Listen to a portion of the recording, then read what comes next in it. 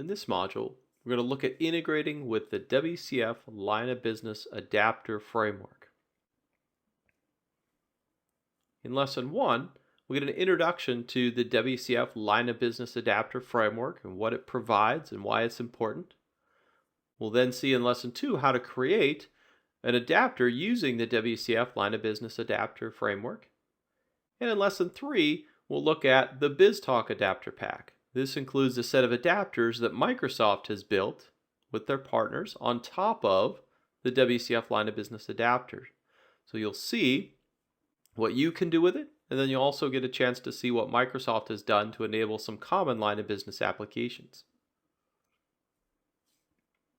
In this first lesson, hopefully we'll give you a sense of why you might use the WCF Line of Business Adapter Framework, give you a sense and an understanding of what that framework is, and we'll learn all about the outbound adapter architecture as well as the inbound adapter architecture, how you can write code to receive messages or send messages.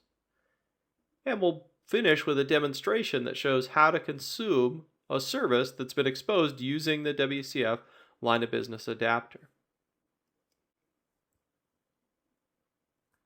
The WCF Line of Business Adapter Framework is really focused on service-oriented architectures, where you want to take an existing application or a database and you want to service enable it. You want to make it look like a web service. Now you could do that by simply creating a loosely typed service, one that simply takes in raw XML and parses through that and does something. You could also build a strongly typed service with a set of operations and then plan for versioning, as the database structure will probably change or the application interface may change. You may need to add new methods as you go. So in version 1, you may only support a limited amount of functionality from your application or your database. And in version 2, you want to support more functionality. You're going to add new operations. You need to plan for that. Or the third option is build something that automatically exposes metadata. Build something where at any time I can use that service itself or the wrapper to find out what operations are available, what can I call, what messages should I send, and what should they look like. And that's really the focus of the Line of Business Adapter Framework.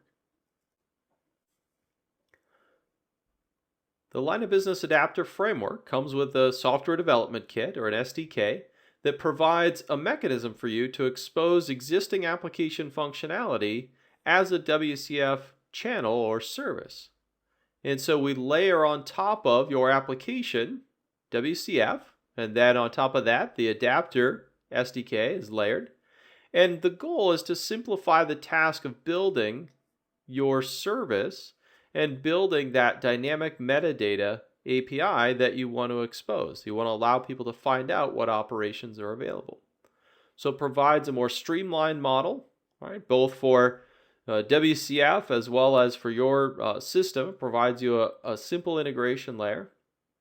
And now, when you've created an adapter based on this SDK, it allows you to integrate with any application that can consume WCF.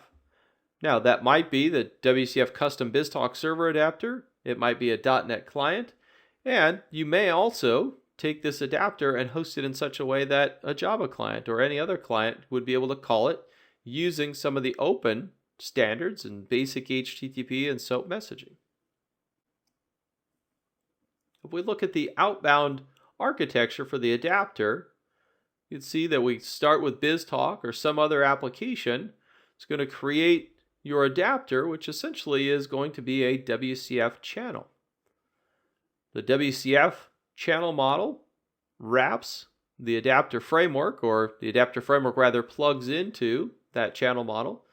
And of course, the adapter framework then can call your custom code, which knows how to interact with your line of business system or database.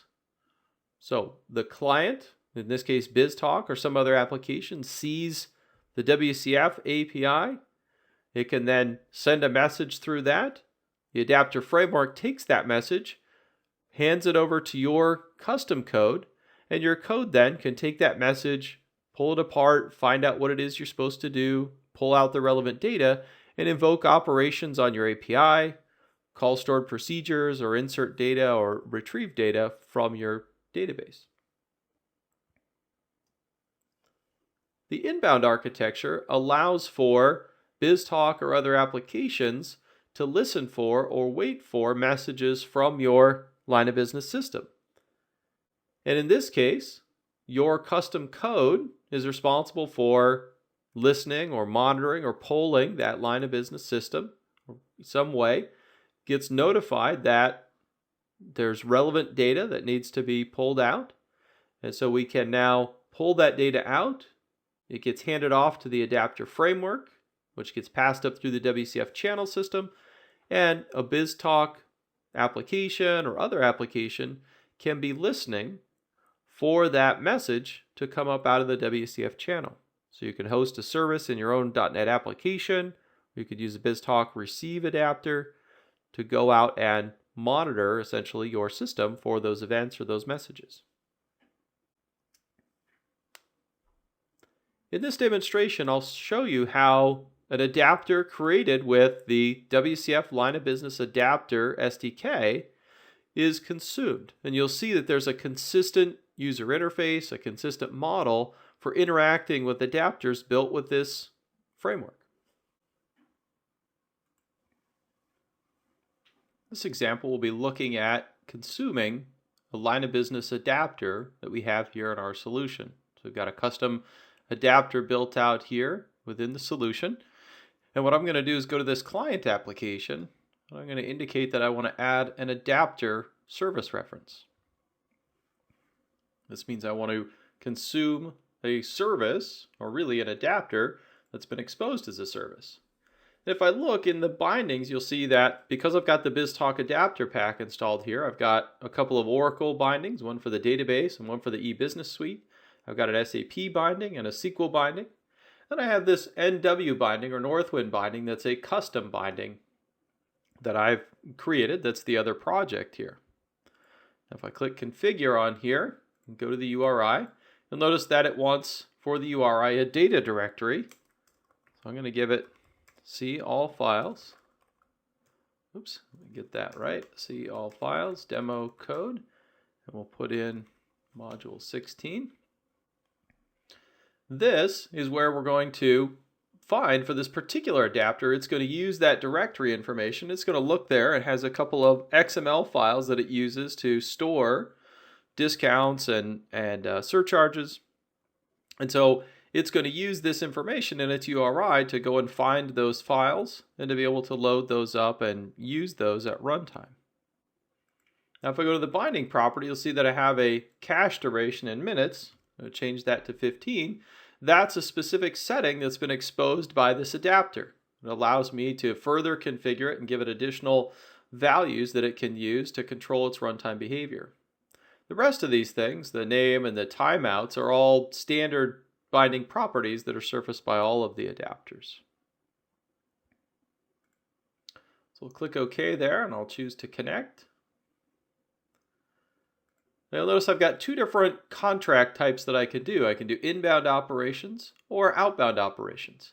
If I select inbound operations, this would be where I want my application to sit and receive events from the adapter. You'll notice I don't have any that are exposed here. That's because this particular adapter doesn't support that model. It does support outbound operations, however, and I can see that there's two categories over here where I can list discounts, or if I look under surcharge listings, I can list surcharges. So you can see that through browsing, I can find each of those different types. So I'm going to look under the surcharge listings, and I'm going to have this list surcharges. I'm going to add that in there. Now, browsing is one way that we can find these items, but we can also search. So if we go here to the discount listings, I have this search box up here. So I can type list and search. You can see I can find just the list discounts. If I go up to the root level here and look, I'll see both list discounts and list surcharges. Those are both available now at this higher level scope. So as you change scopes and in here, and we do the list, you can see the scope is applied up here at the top when we just get that item. Now again, if we choose the whole category, then we get both of those. So we'll add the list discounts this way into that particular item. And we can also get some advanced options in here. So when we generate this adapter service reference, we can do things like asynchronous methods. We can enable data binding for these items, work with other types as iXML serializable, and even choose the serializer that we want to use. These are all WCF options here. So we click OK, we'll add that in.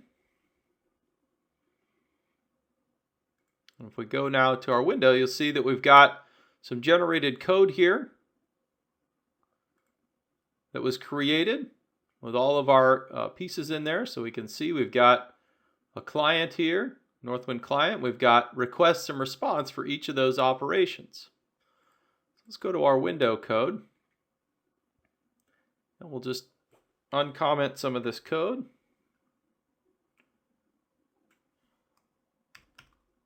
We'll see that when we click one particular button, we're going to go out and use that client that was just generated. It's going to use some configuration from the configuration system about how to connect. And then we're simply going to call a method on there, on our proxy that we just created, to go and get the discounts. And we'll then take that list of discounts and set that as the data context for a list box. And down here we'll do the same thing for the surcharges, and we'll update that application. So let's set this as our startup project.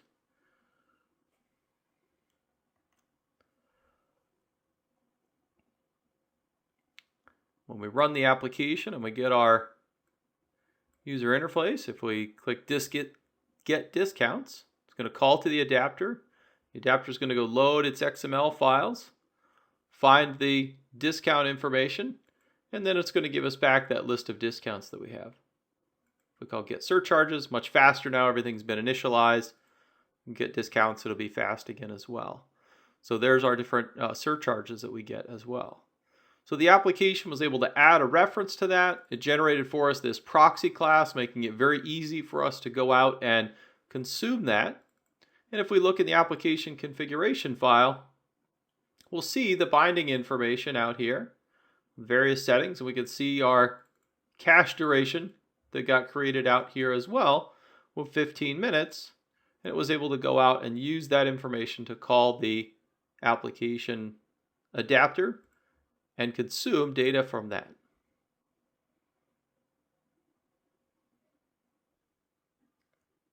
In this lesson, we'll see how to create your own WCF line of business adapter using the SDK. We'll take a look at the adapter project template that you can use from Visual Studio, and then we'll look at the mechanics of how you come up with a URI for your line of business application, how you manage connections and read the configuration. We'll see how to create both an outbound as well as an inbound adapter code. And we'll get a demonstration of creating that custom adapter. Then we'll talk a little bit about how adapters can publish metadata through both a browsing mode and a search mode. And you'll see then how to implement that within your custom adapter.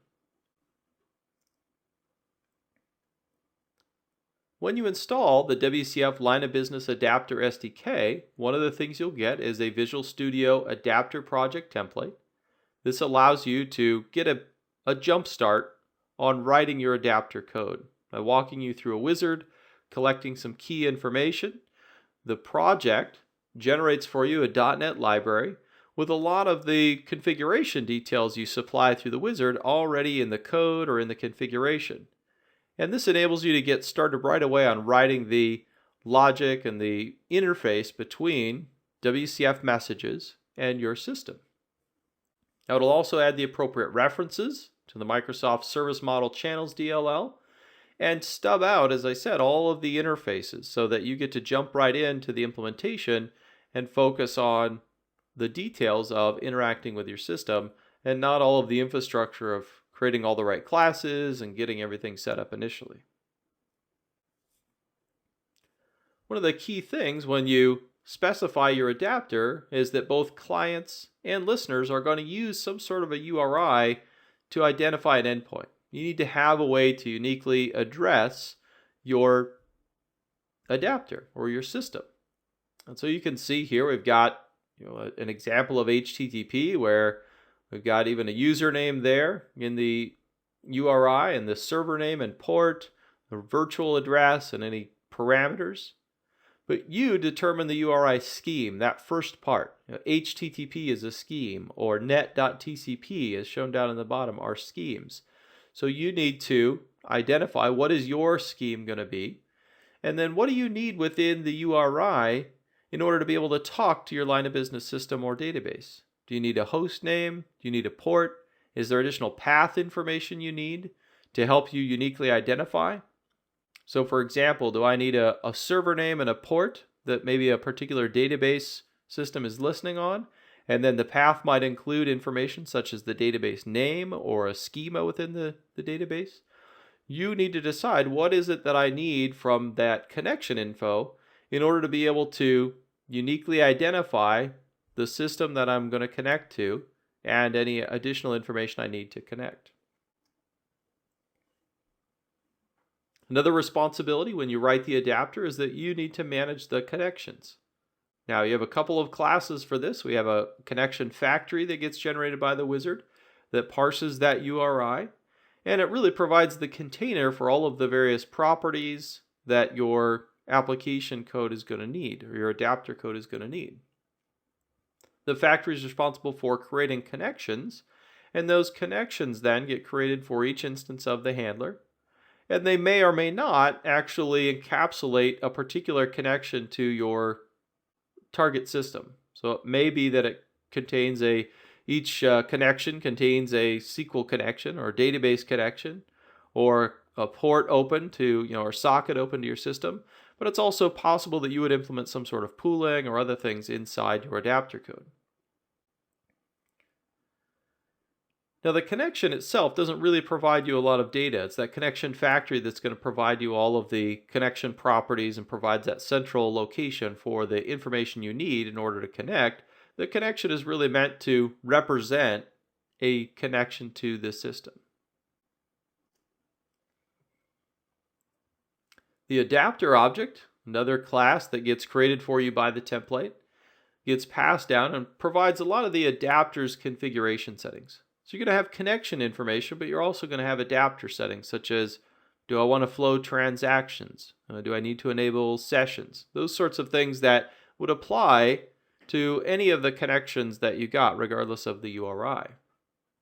And those things, when we configure this, are represented as part of a custom binding object, which is a WCF configuration detail.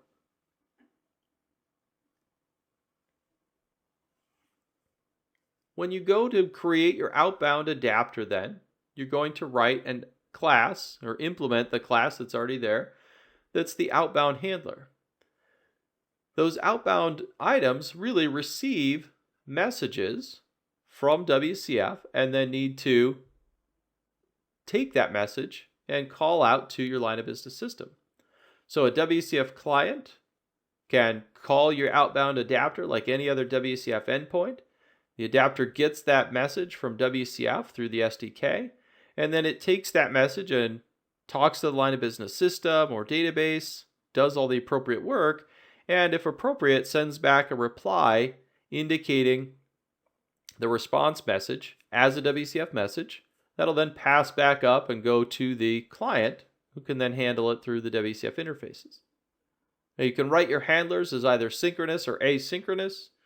They're set out as separate classes, and so depending on the kind of channel that you set up and the way that you configure that, you've got options as to how you want to do that.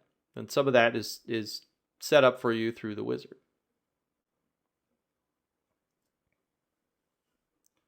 So you can see here what the consumer of your adapter is going to look like. They're going to create the instance of your binding.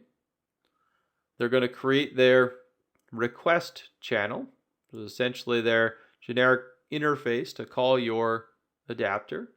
And they're going to have an endpoint address that would include your schema and your URI information in terms of server names or ports that you might have.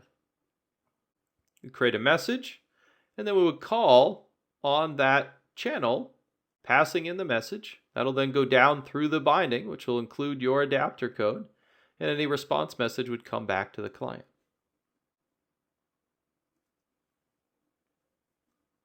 For inbound handlers, you're essentially going to be listening. So that inbound adapter code is going to be focused on listening to some physical location or listening for events, connecting up to your line of business application and listening for events. Or it may use a polling mechanism to go out and call your system periodically and look for new data or look for messages that should be submitted. So when the listener receives a message, its job is to receive that data, turn it into a WCF message, and pass it up to the channel listener layer, which will then ultimately indicate to the code that created this listener that a message has arrived.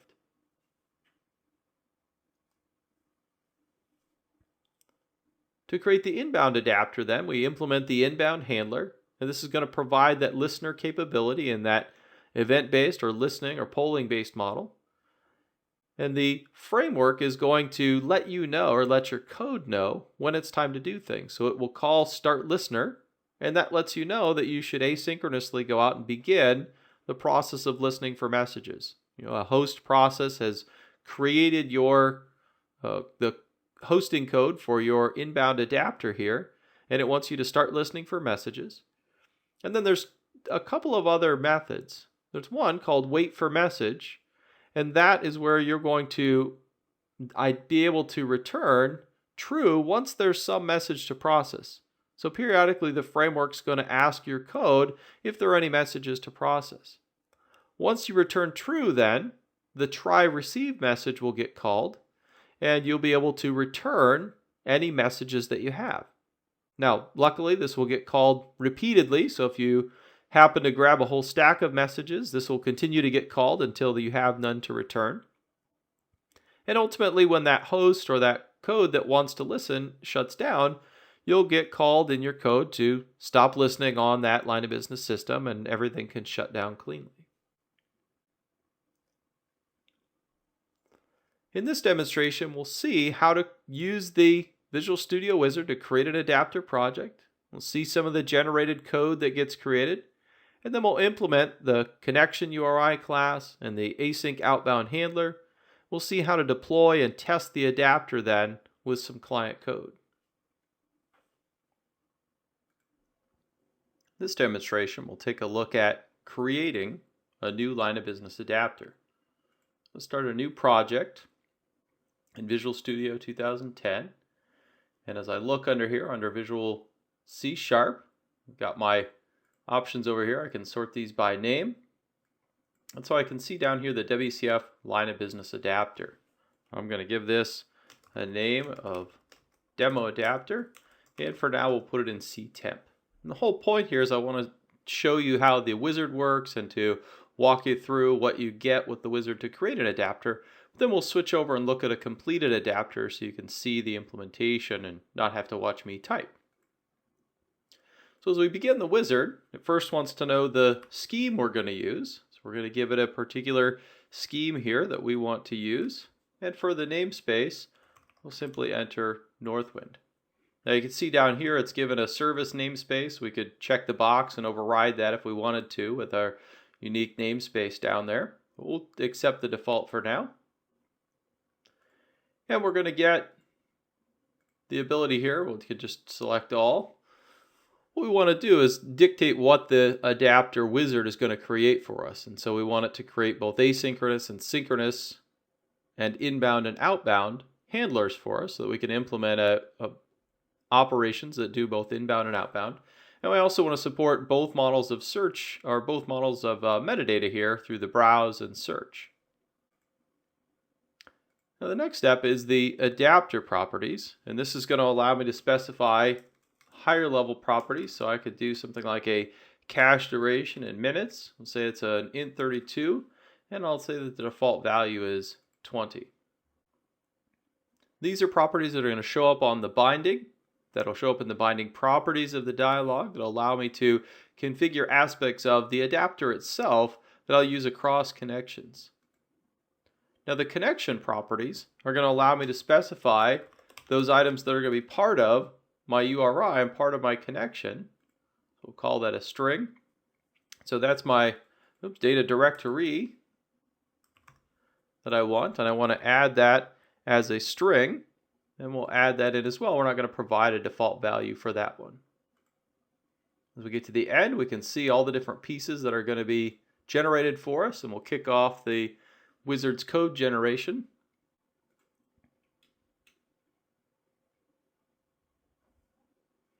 Now, don't be intimidated by this first view here. There's a lot of code generated for us. The good news is, if we got our properties in there right, we won't have to touch a lot of it. But you can see the things that we've talked about, where we have the binding itself, we have connections and connection factories, we have the different metadata handlers, and the runtime handlers as well.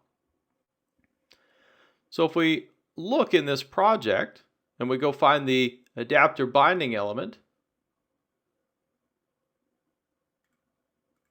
we can see that we have a property on here called cache duration min, and that's a configuration property. So that's something that's going to be read out of the configuration file. See, it also took our default value and put it in there as well. So that wizard really helped us out by giving us these generated properties now that are available on the binding element that can be configured through the code or the configuration file. We've also got this helpful little class down here called demo adapter trace. If you look in there, you'll see that it just provides a static here property of this adapter trace that you can get back, and you can use that then to go out anywhere in your application and write trace statements out to any registered trace listeners, and they would then be able to collect up any of that trace information and send it off to the event log or an XML file or however that listener is configured to do so. Also got all these different handlers here. You can see there's a synchronous outbound handler. There's also an asynchronous outbound handler.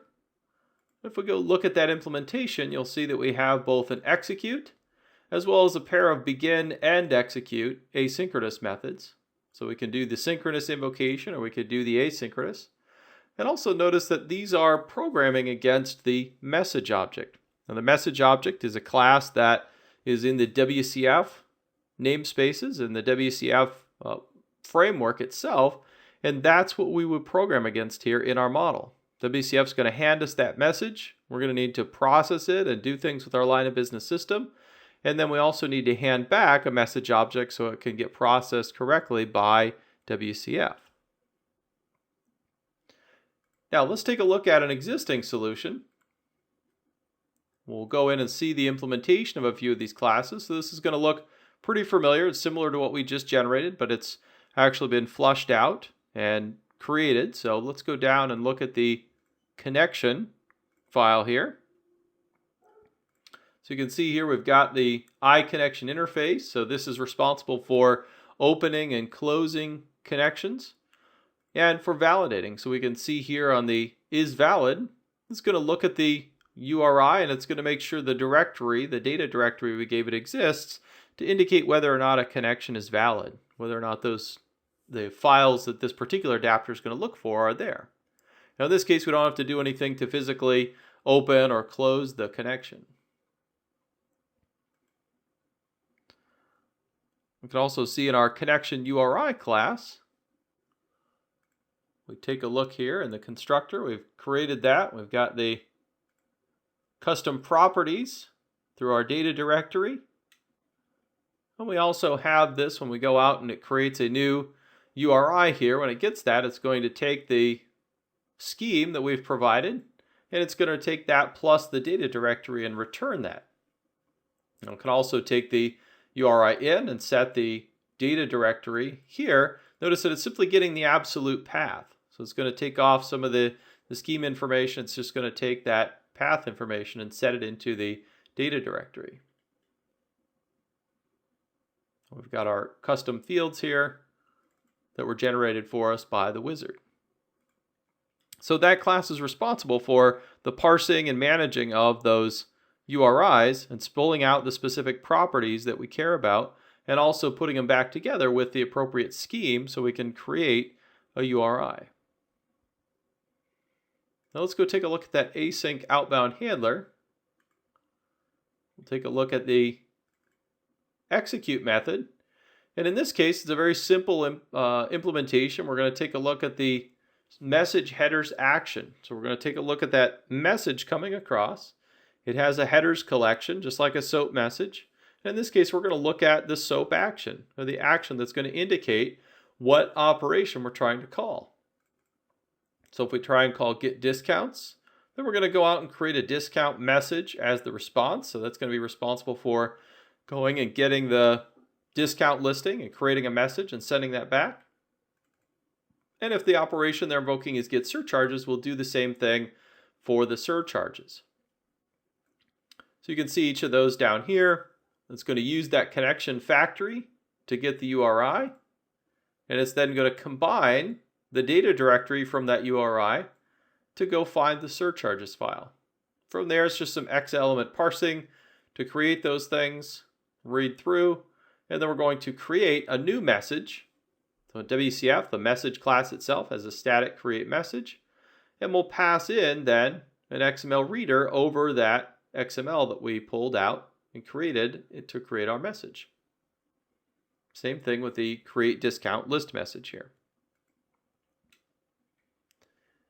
So we've got our connections, we've got our implementation of our outbound handler here.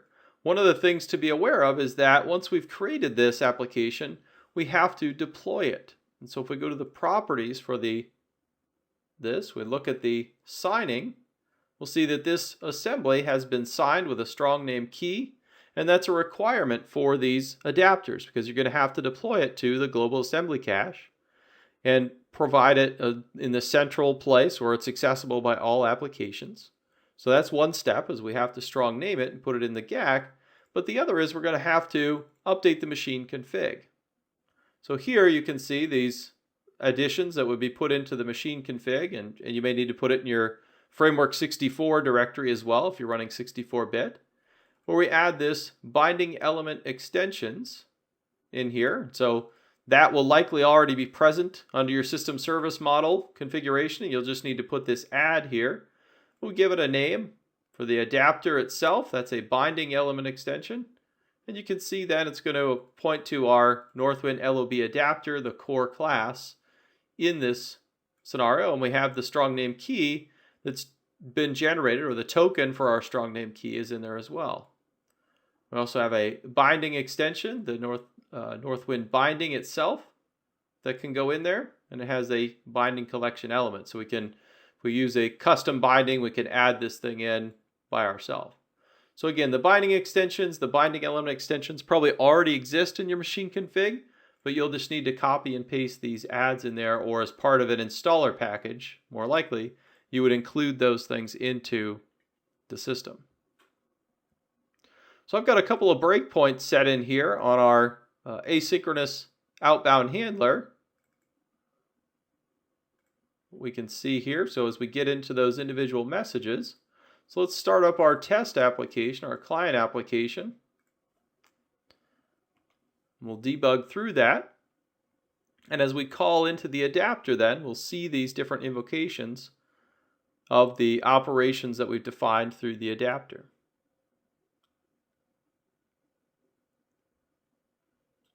So if we call get discounts, that's going to invoke the get discounts method on our proxy that was generated in a previous example. That's going to come in to create the discount list message. And we can see then that it's going to read that discounts file, create us that response message, and return that back. When we call get surcharges, now we've come into the get surcharge list message. Again, it's going to go out now and find the appropriate surcharges file, read from that file, or our line of business system, and build up the response message then to send that back. And we get those responses back out now on the other side. So in our case, we've used XML files as a store. You may be connecting up to a database and executing queries. You may be using an API to your line of business application and invoking methods on that API to go out and get the data, or to go out and influence some change in your system.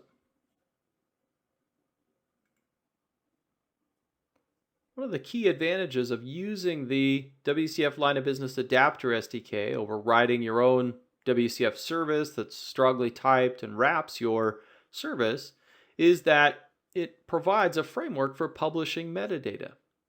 That metadata can be static or it may be dynamic. You think about a database, for example. If I go look at the metadata today, it may be different tomorrow when you've added a new stored procedure or a new table. Likewise, if your line of business application, you need to expose certain data today, and tomorrow there's additional functionality that shows up, we want to have this framework in place to enable that metadata support going forward. Now in your adapter, you can publish searchable metadata, so you implement an iMetadata search handler, and this allows you to go out and implement the search method. So you'll get passed in any search criteria and scope information, and then you can go out and search against your APIs or search against your set of objects in your line of business app or database and return some results that specify all the different operations that might be available. There's also a browsing model where you can implement the iMetadata browse handler, and this allows somebody to click through a tree and drill down into various scopes and find things manually through browsing. So you could write the code that, again, based on the context, based on where in a particular tree they are, they're able to get back the appropriate metadata.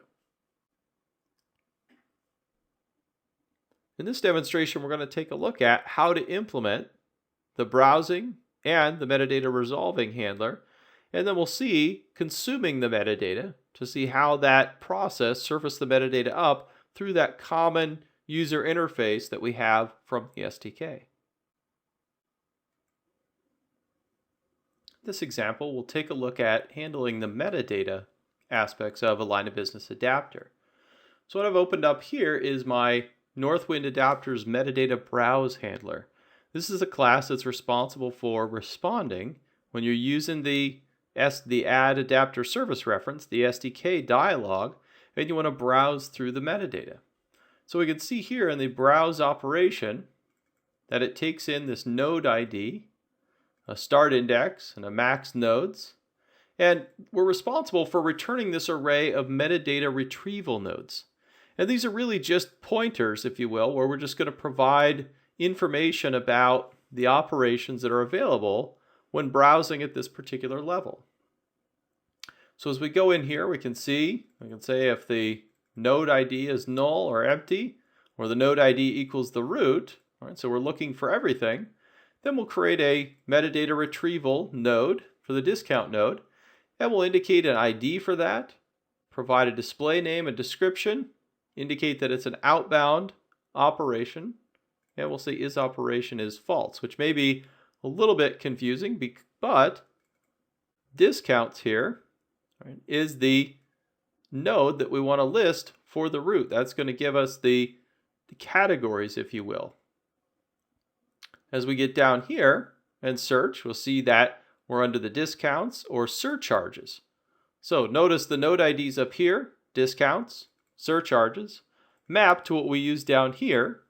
And so what we're doing is building up this tree. If you come to the root, we're going to give you the categories of discounts and surcharges.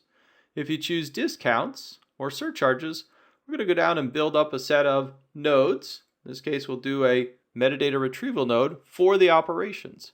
So here we have get surcharges with its display name and description and direction. And now isOperation is true, because this is something we want to show up in the list of operations. Now, once you've specified these things, these are going to be, again, the pointers of the information, then we're also going to have a class called the resolver handler. And the resolver handler has this resolve operation metadata. It also has the ability to resolve other type data. But you can see here that we're going to get an operation ID that is coming from that listing or that metadata that we just provided. And so we have the get charges operation or the get discounts operation. And in this case, our job is to return the metadata for that particular operation, so that if somebody has selected that and wants to include it in their set of operations that they're going to generate their proxy for, we need to provide the metadata to do that. Now, rather than have to generate metadata in the form of WSDL or WCF specific metadata, we use this abstraction, this operation metadata, to do that. So I can build the metadata for this getDiscounts method. I can say, well, it's a parameterized operation. I give it the name there in the description. I can give it an operation namespace. So this is going to influence the action that gets applied to it. And I can set the operation result. I want to say that I have this qualified type of string. And then the second parameter in here, if you look, is indicating that this is an array. So I'm saying I want to pass back an array of these particular items. We do the same thing for the build get surcharges metadata. So we browse, we find these things, and then for the individual operations, we have the ability to supply the metadata for those operations. In this case, we're saying that each of these returns an array of strings. So if we go to the client application and fire up our wizard here,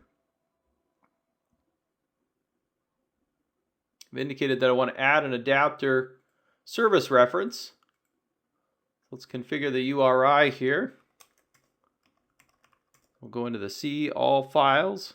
We'll indicate demo code, module 16,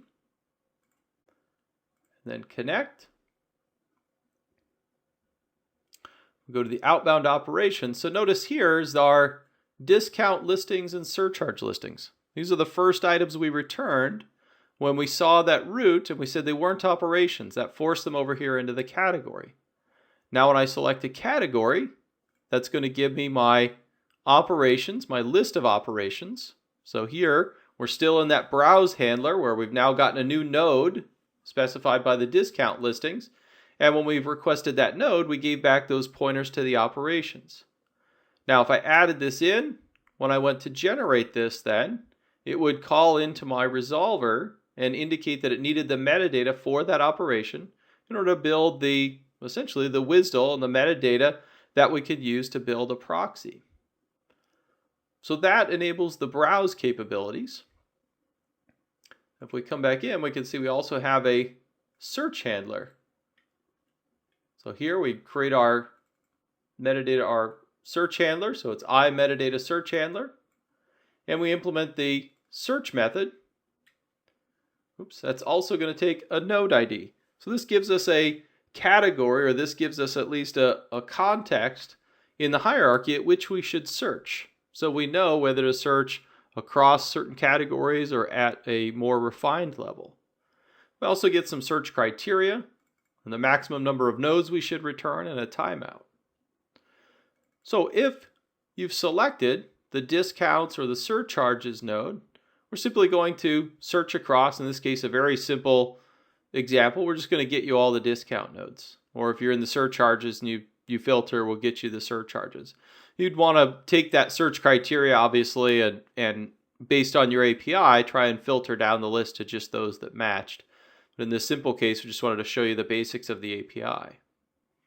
Now, if you aren't at either of those levels, you must be up at the root, and so we'll take both the discounts node and the surcharges node and union those things together to give you all the results across those two. So now if we go back to our client application and we fire up the wizard again, we can connect. So if we go to the discount listings here and we type anything in under here to list, notice that we're only going to get the items that are under that particular category. But if we come up to the root and we search and do list, now we get list discounts and list surcharges. So when we're at this root level and we search, we get everything. We're going across the different categories. Whereas when you drill down to a given category or node in there, then when you search, you're only going to find items within that category. And you can see up here at the top where it says searching category what that scope is that you're operating under.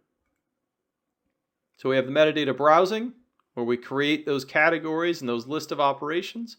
We also have the metadata search, where we can go against our API and find the matching operations, the matching set of things that someone may be searching for, and display those as well. It becomes really helpful when you have larger APIs with lots and lots of operations to be able to come in and search or filter those things down so you don't have to dig through a really long list to find the operation that you want. In our third lesson, we're going to discuss the BizTalk Adapter Pack. We'll talk about what the BizTalk Adapter Pack is and look at some of the line of business adapters that it includes. The BizTalk Adapter Pack is a set of adapters for some very common line of business systems. You can use it from BizTalk both on send ports and receive locations to talk to these line of business systems. And because it's built on top of the WCF Line of Business Adapter SDK, you don't have to use BizTalk to talk to these things. So while you can consume these adapters from BizTalk, they're also available to .NET applications or SharePoint or other client applications. The license for these adapters, however, is included with your BizTalk Server license, so there's no additional license to buy for the particular adapters. In version 1 of the BizTalk Adapter Pack, there was the MySAP adapter, an adapter for Oracle databases and Siebel databases, or the Siebel eBusiness rather. And in version 2, we had support for Oracle eBusiness Suite and Microsoft SQL Server. The SQL Server adapter replaces the old SQL adapter that was available since BizTalk 2004 and uses that new model, the WCF Adapter SDK, to provide that rich metadata browsing and searching. Now, the other adapters here allow you to talk to the various systems, the Oracle, Siebel, and SAP. And in the BizTalk 2010 version, all of these have been enhanced and updated and work with the current BizTalk 2010 product. In the lab for the adapter framework, you'll see how to create a line of business adapter framework using the project. You'll implement both an outbound handler as well as a client to test that. And then you'll create an inbound handler and a listener that can listen on that particular binding and receive messages from your line of business adapter.